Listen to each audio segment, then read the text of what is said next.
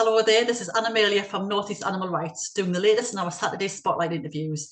Today we're delighted to welcome along Louise Ryan, who is a long-term animal rights activist and campaigner. So welcome Louise, and thank you very much for agreeing to do this. Thank you very much for having me on here, actually. I'm really honoured. Well, we are honoured to have you. So first of all, the question which we ask everyone, could you tell us about your vegan journey, how you became vegan and why you did it? How I became vegan really was I was already quite aware when I was younger. I think from our generation, you were kind of plugged into different things. The animal rights movement was a lot rawer, so Yes. you picked up things in the news and things like that. And I can remember being, a very strict vegetarian, almost vegan, I would say, although I'm sure there's a few people who kind of go, no such thing. But I remember being kind of heavily influenced by the news that I remember watching. Yeah. When you had reports of the Central Liberation Leagues Yeah. going into laboratories and stuff like that. So I think I picked up a lot of stuff in the media with the ALF as well. There were reports, raids and things like that. So there was things going on all the time. Britain seemed to be very politically charged back then, with lots of different things going on, and kind of old school. So I think that's kind of where I kind of picked it up. And then my kind of journey into being kind of vegan was really meeting other activists who were probably about 10 years older than me at the time. Yeah. So I was 17 when I went vegan, and that Yeah. was really through just meeting other ALF kind of activists really back then, people like John, Angie Hamp and others. I always wanted to be vegan, actually, even when I was about 12 and a half, 13. I can remember asking my mum whether can I go vegan, and she said, well, I'm not really sure, a bit worried about that. So I kind of stuck to being this kind of very strict vegetarian for a good while. So that was really my journey in, to be honest, on that front. Yeah, so you're definitely what we would call an old school vegan, because you've been doing it for so long and you've seen so many changes over the years, haven't you? Yeah, massively so. I mean, like shockingly so, to be honest. I mean, when I was 17, 18, I couldn't even envisage what we see today, It's like another world. It is, I know it is, yeah. I don't think people, I don't think people who realise, like, who are new vegans, how, I wouldn't say how difficult it was, but how just very, very different it was. Yeah, and how, yeah. It was. Yeah. Yeah. So, what are your thoughts about feminism within the movement? I mean, I have spoken. I mean, when I spoke to Roger Yates about this as well. I'm very conscious that when we go anywhere, it tends to be the male activists who tend to get the maybe more attention, or they're more kind of more visible. And less so for females. Is it? I mean, why do you think that is? I mean, is it the case? And does it really matter that we are not in the public eye? I mean, does it kind of, do we need to be in the public eye? Well, I think I think things have kind of moved on. I think there are more women, outspoken women now in the movement, and there does seem to be a lot of very female-led kind of actions. I mean, the Sequani action that we did, that was 5 women. There were no involved. That wasn't by a kind of any fault that I'd actually thought about it. It was just the fact that it worked out that way. But I think yes, I think the kind of image of the ALF person is always, or an activist is always male led, and I think that's probably because male led in that sense. But then you've got a mixed bag. I know loads of old school vegan activists that were women, and they were really hardcore women, and they would run very equally alongside the men. So I'm not sure I mean, I probably would get moaned at, but I'm not sure I'd say it was male and female, staunchly. I think the men were quite accepting of that, and I think when the women were involved, I think they were very much their equals, if not more so. So I think it's a mixed bag that way. You mentioned the Sequani action. Do you want to sort of maybe explain for the audience, for those who don't know, what the Sequani action was and who was involved? I know one of our mutual friends, Fiona, was involved in that. So yes. you want to kind of tell us about that a bit? Yeah, well, it was basically to do with it was the 25th of February this year when we decided to do something in conjunction with MBR, actually. I know it was like a national day Yeah. where it was MBR, Sequani, and LabCorp.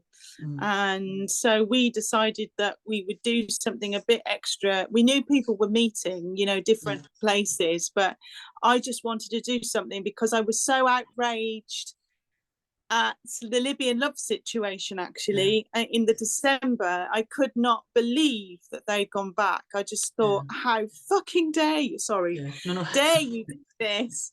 And the only plan I could come up with, the only thing I could think of doing that showed my outrage was getting paint together Yeah. and, you know, just throwing it up the gate and making as much mess as we possibly could Mm. in retaliation to what had actually gone on with the Beagles, and the fact Yeah. that there is such a clear link Mm. between that laboratory, MBR, and LabCorp, you know, Mm. and also B&K as well, you know, that Yeah. there's this kind of circle of laboratories that feed Yeah. off MBR, and Yeah. Sequani was one of them. So that's the reason why, really, we Mm. got a group of women together, and it was Sarah as well, Sarah Ben from JSO, and Yeah. Gravy as well. She's Yeah.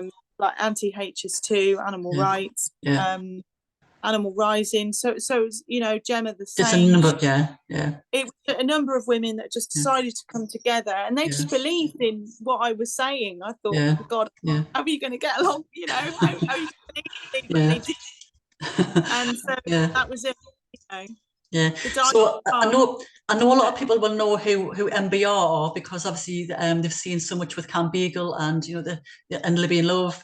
But could you maybe explain who Sequani are and Labco and B&K are as well? I think people will know who B&K are, but could you maybe explain who Sequani and Labco are in terms of the links with this? Well, really, for me, Sequani has been an old laboratory. It's been there for over 40 years. Yeah. Been various different laboratories. I mean, it's been the same laboratory, but it's changed names. And it's Yeah. basically a contract testing laboratory Yeah. where anything goes. Yeah. It can be medical, it can be chemical, it can be anything you want it to be. They will test for whatever price Yeah. a corporate business will have. The Yeah. same as LabCorp.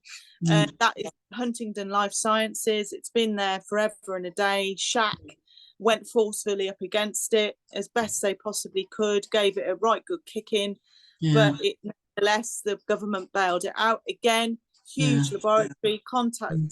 contract testing laboratory again, Mm. with many different animals within it. Then you've got some B&K again, very Yeah. similar. Yeah. Contract testing laboratories, name your price. Mm. Corporate businesses come in, they want, you know, pharmaceuticals want their stuff tested, so Yeah. they will go to those laboratories. So they Yeah. are major players. Yeah. I think with the Sequani one, what makes it unusual is because it's at the end of a town, which is Ledbury in Herefordshire. Mm. I think people think it's a quintessential little place and it doesn't Yeah. really do any harm, Yeah. but it actually does. It's a major player, and I've always Yeah. said it. I mean, I've been around Sequani since I was about 17. I was going to school when I was taking my placards Yeah. to Sequani, so that's how long it's Yeah. kind of been in my life, really. Yeah, and I think you're right. I mean, there is a very sanitized public sort of vision from outside. People don't realise actually what goes on behind closed doors, as they don't when we do the vigils up here. You know, they kind of see these great fences, and it just kind of blends in the countryside and what's around. They don't realise the horrors which go on. And I think the majority of people, you know, I know that sort of any sort of like public surveys, the majority of people will say that they're against animal testing for most reasons. But Yeah, unfortunately, at the moment, the law still states that for pharmaceuticals, they have to be tested on animals. So yes. what were your thoughts on? Obviously, we had some pretty bad news recently where we found out that the government had actually rolled back some of the vivisection laws. So what were your thoughts with that then? My thoughts. I mean, my thoughts. Oh, yeah. Printable ones. Yeah. It doesn't surprise me that they Yeah. do roll back on stuff. I mean, this government rolls back on so much stuff. yeah, that it kind of leaves you kind of thinking, well, yeah, we pretty much thought as we thought, these laboratories. How any of it really stands, I will never know. yeah, How you experiment on an animal in a laboratory and that correlates with human health, yeah, I find it gobsmackingly awful. But also the fact that the government are so laissez-faire, and the yeah, only thing I can think of is that they're so hand in glove with the yeah, big farm industries because mhm, they're all their mates. yeah, It's not a surprise that they roll back on this, yeah, that why would they care? yeah.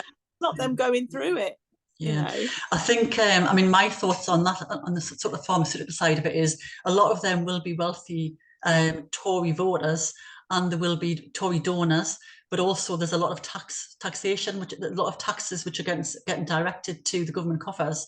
Um, Yeah, in similar sorts of ways of agriculture as well. I mean, a lot of wealthy landowners who are yeah. paying, who are giving donations to keep things as they are. If you look at how tight that circle really is, Yeah, and you look at the arms industry and you look yeah, at the pharmaceutical industry, yeah, that they are the hands that rock, they are the hand that rocks the world in a yeah, sense, yeah.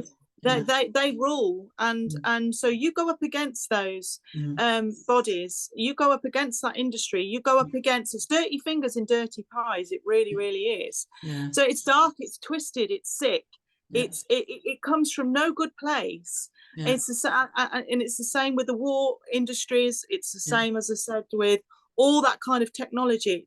yeah, It bleeds all into one. If you yeah, look at yeah, Port and Down, that's yeah, all MOD mm, experiments, all secretive, all buried underneath yeah, huge caverns. That you can walk under the ground and there'll be animals in there.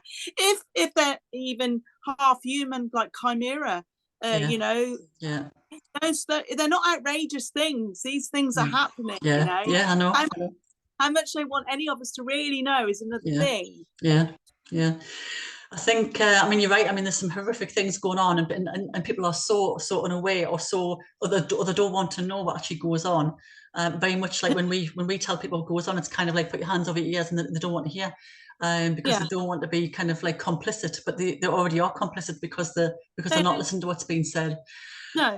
So let's talk about something in a slightly different direction now. One of the things that people say when we say that, if you're vegan, you have to be active. You can't just be, it's not just about the food. It's not just about having cruelty-free, products. It's about being active and being vocal and being a voice for the animals all the time, as much as you possibly Yeah. can, in your own way, with whatever skills you've got, whatever time you've got, you should be being active for the animals. Yeah. So when people say they don't know how to become active, or they don't have the time, now I know that we know that obviously you're a disabled activist, and you have actually been on some really direct actions, some really really Yes. intense direct actions. So can you tell me, how you manage the actions, and how you how the police deal with you, and kind of like why people should not be using kind of using excuses to not be active for the animals if they are saying they're vegan.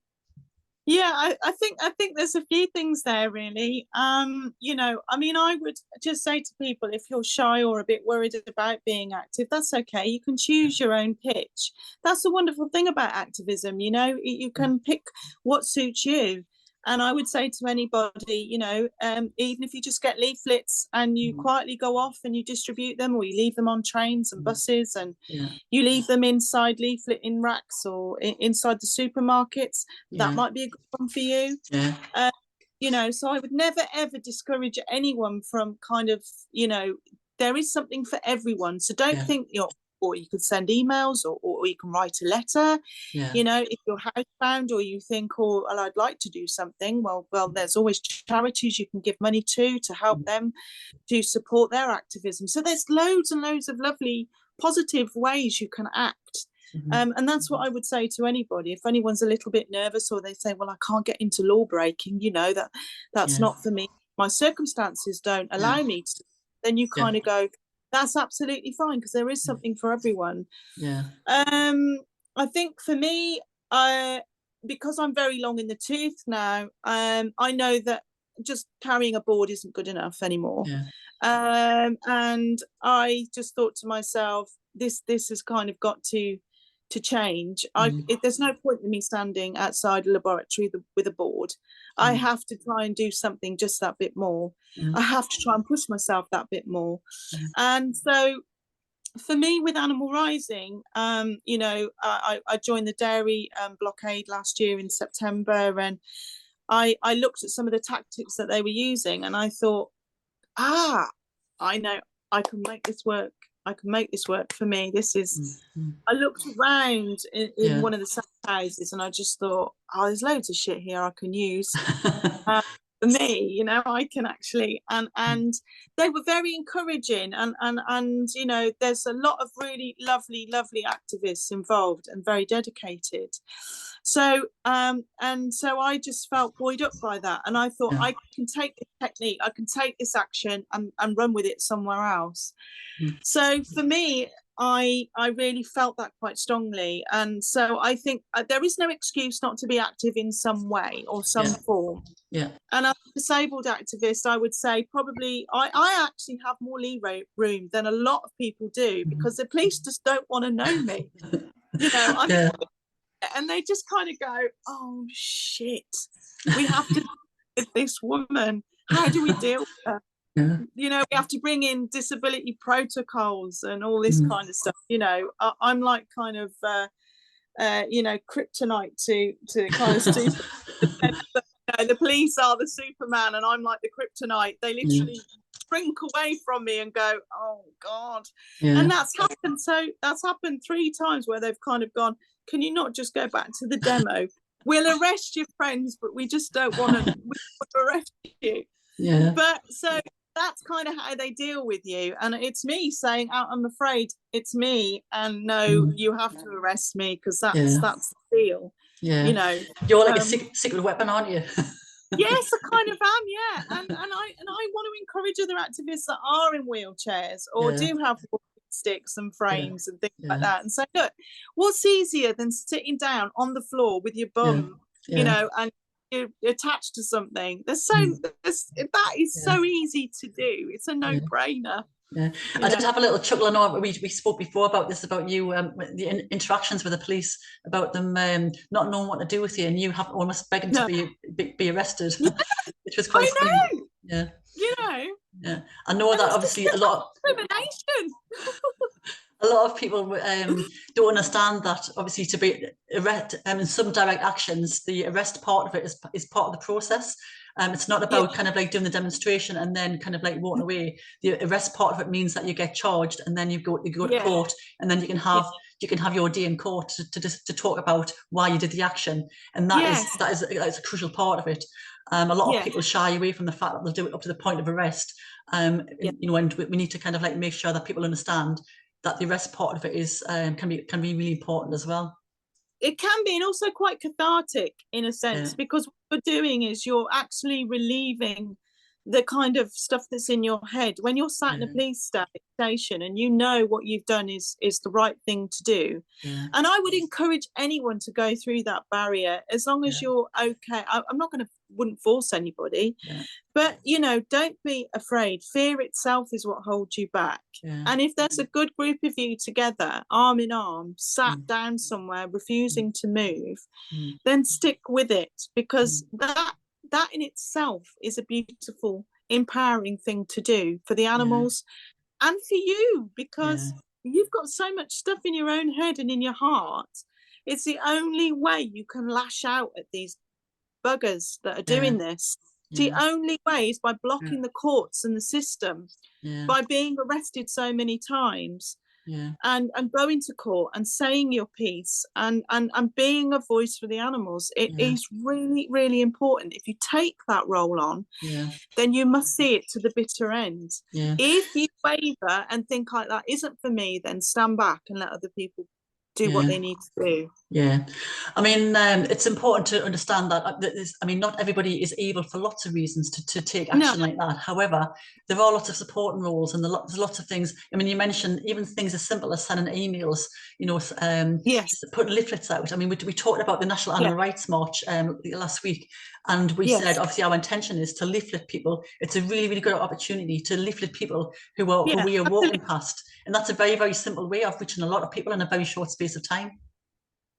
I think direct action and education are the two biggest bedfellows you can have. They wrap around one another very, very nicely. Thank you very much. Yeah. And I know education isn't a sexy thing, but it is crucial to educate, to liberate people's minds, and to open those doors, and especially with people who were kind of half and half, a leaflet might just make all that difference, being left on a train seat or a bus seat or anywhere you like. It can make that difference. Just open that door for one person. And crucial. So if you have direct action and you have civil disobedience and all the rest of it that goes, and you've got good leaflets and good educational tools, good banners, good boards, so you can do any demonstration anywhere, or you can leaflet anywhere, then you're sorted. Then you are a force to be reckoned with. Yeah, I think people underestimate the power of education as much as, education can be a slow route. It's a really, really important route, because you're opening somebody's mind to something which is really, really important, and then they might get they kind of might realize that this is something that they're, like, one area which they're interested in, and because of that one area, they open the mind to lots of other areas as well.